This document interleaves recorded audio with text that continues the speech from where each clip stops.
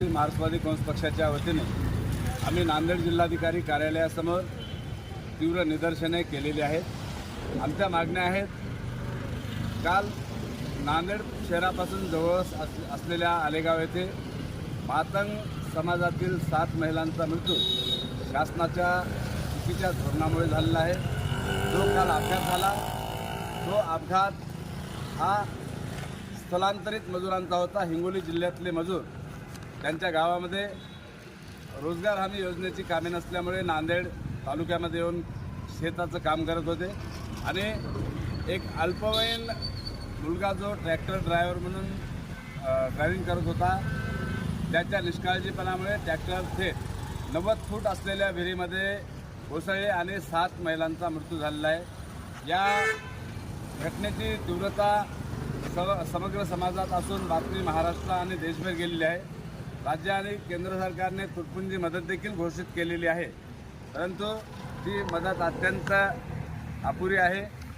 मार्क्सवादी काँग्रेस पक्षाच्या वतीनं आम्ही मागणी करतो की त्या पीडित कुटुंबियांच्या नातेवाईकांना प्रत्येकी 1 करोड रुपयाची मदत करण्यात यावी, 5 एकर वलित जमीन देण्यात यावी आणि शासकीय सेवेमध्ये कुटुंबातील एकाला नोकरीवर घेण्यात यावी। ह्या मागण्या आम्ही आज करत असताना आमच्या 1.5 वर्षापासून सुरू असलेल्या साखळी उपोषणाच्या बाजूला देगलूर येथील दलित कुटुंबातील आमच्या कांबळे कुटुंबातील भगिनी उपोषणाला बसल्या आहेत। त्यांचा आज उपोषणाचा 12वा दिवस आहे। जिल्हाधिकारी आणि माननीय RDC साहेबांनी यांच्या उपोषणाच्या अनुषंगाने पत्र काढले असावेत, परंतु त्यांचं घर नगरपालिकेच्या हद्दीमध्ये होतं देगलूरमध्ये। ते कुठलीही पूर्वसूचना न देता त्यांचं घर नेस्तनाबूत केलेलं आहे। ज्या जातीय द्वेषातून ज्या अधिकाऱ्यांनी घर उद्ध्वस्त केलं आहे त्यांच्यावर ॲट्रॉसिटी ॲक्टनुसार गुन्हे दाखल करावेत अशी त्यांची मागणी आहे। आणि मार्क्सवादी कम्युनिस्ट पक्ष देखील आज 5 एप्रिल 2025 रोजी मागणी करत आहे। जे बुद्धिस्ट कुटुंब आहे आमचं देगलूरचं, ज्या आमच्या भगिनी उपोषणाला बसलेल्या आहेत, त्यांना तातडीनं न्याय द्यावा।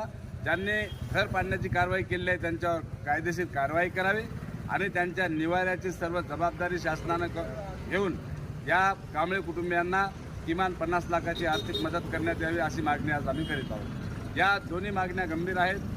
जिल्हाधिकारी महोदयांना या संदर्भात आम्ही आता निवेदन देणार आहोत आणि राज्य आणि केंद्र सरकारनं आलेगाव प्रकरणी आणि या देगलूर प्रकरणी यथोचित न्याय द्यावा अशी आज आम्ही मागणी करत आहोत। धन्यवाद।